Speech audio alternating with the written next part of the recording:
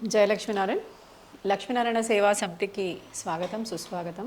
ఎస్ఎల్ఎన్ఎస్ఎస్ group సభ్యులందరూ హాయిగా, ఆనందంగా, ఉల్లాసంగా, చాలా చక్కగా శ్రావణ మాసాన్ని గడుపుకుంటున్నారని ఆశిద్దాం.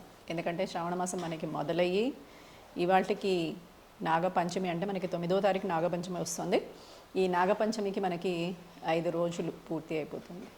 అయితే నాగపంచమి కొన్ని స్థానాల్లో గరుడ పంచమి అని చెప్పి మనకి ఎక్కడ చూసినా కూడా ఆరాధనలు జరుగుతూ ఉంటాయి. అయితే ఆంధ్రాలో వచ్చేసరికి మనకి ఏ విధంగా చేస్తారంటే గరుడ పంచమని చేస్తారు.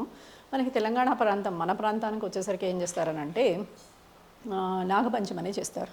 ఈ నాగపంచమి రోజున ఏంటి అని అంటే కనుక ఎవరెవరికి చర్మ వ్యాధులున్నా, లేకపోతే చోడున్నా, నేత్ర వ్యాధులున్నా, లేకపోతే ఆరోగ్య రుగ్మతలున్నా, ఇలాంటి వారందరూ ఈ రోజుని ప్రత్యేకంగా తీసుకుని శ్రవణ మాసంలో వచ్చే పంచమి నాడు నాగ ఆరాధన చేస్తారు. ఇదే కాకుండా సంతానలేమితో చాలామంది బాధపడుతూ ఉంటారు. ఈ సంతానలేమితో బాధపడే వారందరికీ నాగపంచమి కానీ, గరుడ పంచమి కానీ, లేకపోతే కార్తీక మాసంలో వచ్చే నాగ పూజలు, అంటే మనకి నాగుల చవితి అంటాం మనం. ఆ నాగుల చవితి కానీ చాలా విశేషమైంది. ఈ రోజున నాగ ఆరాధన చేయడం వల్ల ఏంటి అని అంటే కనుక మనకి సంతానలేమి, అంటే జాతక రీత్యా ఆలోచిద్దాం మనం. ఒక జాతకంలో ఏ విధంగా ఉంటుంది, ఎందువల్ల వీరికి సంతానోత్పత్తి జరగకపోవచ్చు అని ఆలోచిస్తే కనుక చాలా మటుకు చాలామంది జాతకాల్లో రాహు కేతువుల యొక్క తీవ్ర ప్రభావం వీరి సంతాన స్థానంలో ఉండడం వల్ల వీరికి సంతానోత్పత్తికి అనేక ఆటంకాలు ఏర్పడడం కానీ, కన్సీవ్ అయినా సరే ఆ కన్సీవ్ అయిన తర్వాత కూడా అబార్షన్స్ అవ్వడం, లేకపోతే శరీర రుగ్మతలు, అంటే ఆరోగ్య స్థానం మీద ఈ రాహుకేతువుల యొక్క దుష్ట చూపు పడడం. ఇది కాకుండా వీరి దశలు, మహర్దశలు, అంతర్దశలు, విదశల్లో వచ్చినప్పుడల్లా వీరికి ఏవో ఒక దెబ్బలు తగలడం, యాక్సిడెంట్స్ అవడం, ఇలా అనేక రకాలు. కొంతమంది దాంట్లో ఏంటి అని అంటే ధనస్థానం మొత్తం సర్వనాశనం అయిపోవడం.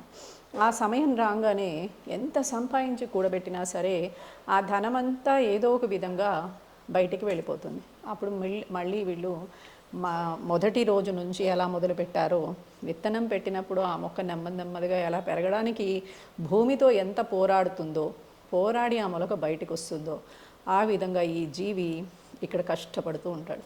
అలా కష్టపడి ఏదో విధంగా బయటికి వచ్చి నెమ్మదిగా తన జీవితాన్ని మొదలు పెట్టడానికి ట్రై చేస్తూ ఉండే అంతలోపలే ఇంత బాగా బతికిన వాడికి ఇలా ఉన్నాడేంటి అని నాలుగు రకాలుగా అనడము, దానివల్ల ఇంకా కుంచుకుంటూ పోతూ బయటి ప్రపంచంతో ఫైట్ చేయడం. ఆ మొక్క ఎప్పుడైతే బయటకు వస్తుందో ఆ బయటి ప్రపంచంతో కూడా ఎంతో కొంత గొడవ పడాలి కదా. అలా గొడవపడి అక్కడ కూడా మళ్ళీ ఏదో ఒక విధంగా, అంటే గాలి, వాన, ఎండ, ఇలాంటి వాటన్నిటితోటి చిన్న మొక్క అవ్వడానికి అది ఎంతో కష్టపడుతుంది. అలా ఈ మనిషి కష్టపడాల్సిన పరిస్థితి ఏర్పడుతుంది. అందుకని నాగ పంచమి రోజున ఎవరైతే నాగ ఆరాధన చేస్తారో వారందరికీ ఏంటి అని అంటే నాగుల యొక్క విశేష కృప లభిస్తుంది అని చెప్పి మనకి నారద పురాణం చెప్తోంది, స్కాంద పురాణం చెప్తోంది. అందుకని ఈ రోజున ఆరాధన చేస్తూ మనకున్న దోషాలని తొలగించుకోవడానికి ఒక పద్ధతి అయితే, మనకి ఆదిశేషుడు మన భూమండలాన్ని అంతా మోస్తూ, అలాగే ఆ శ్రీహరిని ఎల్లవేళలా సేవ చేస్తూ మోస్తూ అందరికీ సేవ చేస్తూ ఉండడం వల్ల ఆదిశేషుడికి కూడా ఒకరోజు ఆనందమైన దినము కావాలి అని చెప్పి ఆ రోజున జరిగే పూజలు అన్నీ ఆదిశేషుడికి చెందుగాక. అందుకని మనం ఏం చేస్తామంటే నవనాగ పూజ అని చేస్తూ ఉంటారు. ఈ నవనాగ పూజలో కర్కోటకుడు, కాళీయుడు, ధృతరాష్ట్రుడు, ఇట్లాంటి పెద్ద పెద్ద నాగజాతుల వాళ్ళందరినీ ఆహ్వానం చేసి ఆరాధన చేయడం జరుగుతుంది. ఈ రోజున భూమిని దున్నకూడదు అంటారు, ఏదైనా ఒక చెట్టుని నరికేయకూడదు అంటారు. ఎందుకు అని అంటే కనుక మనకి తెలియకుండా ఆ చెట్టుని ఆశ్రయించి ఏదైనా పాము జాతి ఉంటే కనుక అది కింద పడి చనిపోతే ఆ సమస్య అంతా, ఆ పాపమంతా మన కుటుంబానికి చుట్టుకుంటుంది అని. భూమిని తవ్వితే ఏ కలుగులో ఏ పాముందో ఎవరికి తెలుసు. అలా ఆ కలుగులో ఉన్న పాము వల్ల కూడా మనకి ఆ దోషం అంటుతుంది అని చెప్పి మనకి దీనికి సంబంధించి ఒక కథ ఉంది. ఈ కథ ప్రకారం ఏంటి అని అంటే ఒక బ్రాహ్మడికి పాపం ఇవాళ భూమి దున్నకూడదు అని ఏ విధమైన శాస్త్రజ్ఞానం లేనివాడు, కనీసం నాగపంచమని కూడా తెలియనివాడు, ఆయన వెళ్ళి భూమిని దున్నడానికి తన ఇంటికి కావలసిన ఆహారాన్ని, వానలు పడుతున్నాయి, పంట వేసుకుందామని భూమి దున్నడానికి వాళ్ళ రోజున వెళ్ళడం వల్ల గట్టు మీద ఒక కలుగులో పాము తన పిల్లల్ని పెట్టుకుని ఒక సంసార జీవితాన్ని ఏర్పాటు చేసుకుంటే ఈయనకి తెలియకుండా దున్నుతూ పోతూ ఉన్నప్పుడు ఆ కలుగులో ఉన్న పాము పిల్లలు కూడా చనిపోతాయి. అయినా కూడా పాపం ఈయనకేం తెలీదు చనిపోయినట్టు. ఇంటికి వెళ్ళిపోతాడు. చక్కగా వెళ్ళిపోయి మామూలుగా తన కాలకృత్యాలు తీర్చుకుని నిద్రిస్తున్న సమయంలో ఈ పాము వచ్చి, పెద్ద పాము ఆడపాము ఏదైతే ఉందో అది చూసి, అక్కడ తన పిల్లలు చనిపోయి ఉండడం చూసి ఇది ఎవరు చంపారో తెలుసుకోవడానికి ఆ ఊళ్ళో ఉన్న ప్రతి ఇంటికి వెళ్తే ఎవరి ఇంటి బయట ఆ నాగలికి పాము యొక్క రక్తం ఉందో అది చూసి ఈ కుటుంబ వ్యవస్థలో ఉన్నవాళ్లే నా పిల్లల్ని, నా సంసారాన్ని, నా కుటుంబాన్ని నాశనం చేశారు అని చెప్పి రాత్రికి రాత్రి అందరినీ చంపేస్తుంది. చంపేస్తే ఆ బ్రాహ్మడికి ఒక కూతురు ఉంటుంది. ఆ అమ్మాయి పొరుగురులో పెళ్ళైపోయి వేరే ఇంట్లో ఉంటుంది. ఆ అమ్మాయి నీ కూడా చంపేయాలి, ఎందుకంటే నా సంతానం అందరినీ చంపేశాడు కాబట్టి ఆమెను కూడా చంపేయాలి అని చెప్పి ఈ పాము అక్కడికి ప్రయాణమై వెళ్తే అట ఆ అమ్మాయికి నాగపంచమని తెలుసు కాబట్టి నాగపంచమికి నాగ పూజ చేసిందిట. ఎలా చేసిందిట నాగపూజ? చక్కగా పేడని తీసుకుని ఇంటి ముందు గోడకి అలికి నాగు బొమ్మలు వేసి నవనాగుల్ని ఆరాధన చేసి అన్నిటికీ బొట్టు పెట్టి అన్నిటికీ పుష్పాలు గంధాలు అన్నీ సమర్పించి అన్నిటినీ ఆహ్వానం చేసి చిలిమిడిని నైవేద్యంగా, అంటే చిలిమిడి అంటే ఏంటి, మనకి నువ్వుండలు బెల్లంతో చేసినవన్నమాట. చక్కగా నైవేద్యం పెట్టి పాలు పోసి పెట్టి తన పొలం పనికి తను వెళ్ళిపోయిందిట. అయితే అది చూసి ఆహా విధిపూర్వకంగా ఈ అమ్మాయి పూజ చేసిందే అని చెప్పి ఆ పాము అక్కడికి వచ్చి చక్కగా పాలు తాగి అలాగే ఆ చిలిమిడంతా చక్కగా తినేసి ఆ అమ్మాయి కోసం ఎదురు చూస్తూ కూర్చుందిట.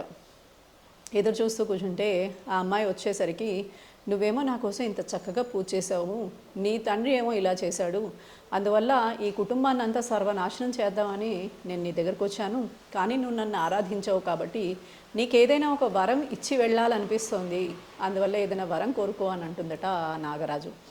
అయితే వెంటనే ఈ స్త్రీ ఏమడుగుతుంది, పుట్టిల్లు అనేది ఏ స్త్రీకైనా ఉండాలి, పుట్టిల్లు బాగు కోరుకుంటుంది స్త్రీ.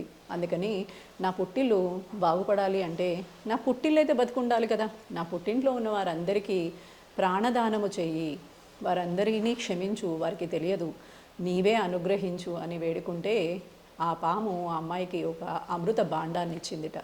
ఆ అమృత భాండాన్ని తీసుకుని తన ఊరికి వెళ్ళేసరికి తెల్లారగట్లే వీళ్ళు ఎవరు తలుపు తీయట్లేదని చెప్పి ఊళ్ళో వాళ్ళు వచ్చి డోర్లు కొట్టి చూసేసరికి విగత జీవులుగా పడి ఉన్న కుటుంబ సభ్యుల్ని కాటికో దేనికో పంపిద్దామని అందరూ తయారవుతున్న సమయంలో ఈ అమ్మాయి గబగబా లోపలికి వెళ్ళి వారందరి మీద అందరూ చూస్తుండగానే ఈ అమృతాన్ని చిలకరించిందిట.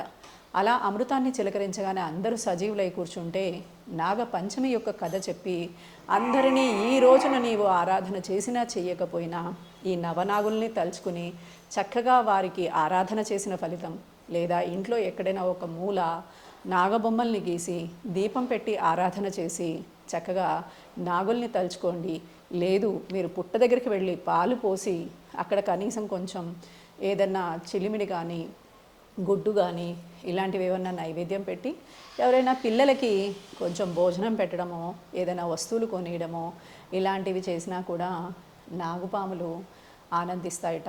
అందువల్ల మనకుండే నాగదోషం పోతుందిట. ఈ కథ చాలా బాగుంది కదా. అంటే ఈ కథ ఎందుకు మనకి ఏదైనా ఒక విషయంలో ఒక కథ చెప్తారు అని అంటే కనుక ఎవరో ఆచరించి వాళ్ళు పొందిన ఫలితాన్ని మనం కూడా పొందాలి. మనం పొందాలి అంటే కనుక మనకు కావాల్సింది ఏంటి, మొట్టమొదటి దారి తెలియాలి కదా, ఎవరు చేశారు, ఎలా చేశారు, ఎందుకు చేశారు అని. అందుకనే మనకి సౌనకాది మహామునులు ఎప్పుడూ కథలు అడుగుతూ ఆ కథల్ని అందరికీ వినిపిస్తూ ఉంటారు. లేదా శివపార్వతుల సంవాదంలో మనకి కథలన్నీ వినిపిస్తూ ఉంటాయి. అలాంటివే ఇలాంటి కథలన్నీ. అంటే భగవంతుడు నోట ఈ పలికిన కథలన్నీ, బ్రహ్మఋషుల నోట పలికిన కథలన్నీ కూడా మనకి దారి చూపించాలి అని చెప్పి వ్యాస భగవానుడు మనకి అందించినవి. కాబట్టి ఈ నాగపంచమి రోజున చక్కగా నాగ ఆరాధన చేయండి. మీ కుటుంబంలో ఉన్న ప్రతి ఒక్కరూ ఆనందంగా ఆహ్లాదంగా ఉండాలి, అలాగే ఆరోగ్యంగా ఉండాలని కోరుకోండి. ఎవరికి ఎటువంటి సమయంలో నాగ దోషం రాకుండా ఉండాలని కోరుకోండి. అంతటితోటి మనకి ఈ నాగపంచమి పూర్తవుతుంది. మీ అందరికీ నాగపంచమి శుభాకాంక్షలు. మళ్ళీ కొత్త వీడియోతో కలుద్దాం. జయలక్ష్మీనారాయణ. మర్చిపోద్దు, SLNSS గ్రూప్ని లైక్ చేయండి, షేర్ చేయండి, ఖచ్చితంగా సబ్స్క్రైబ్ చేయండి. మళ్ళీ కలుద్దాం కొత్త వీడియోతోటి.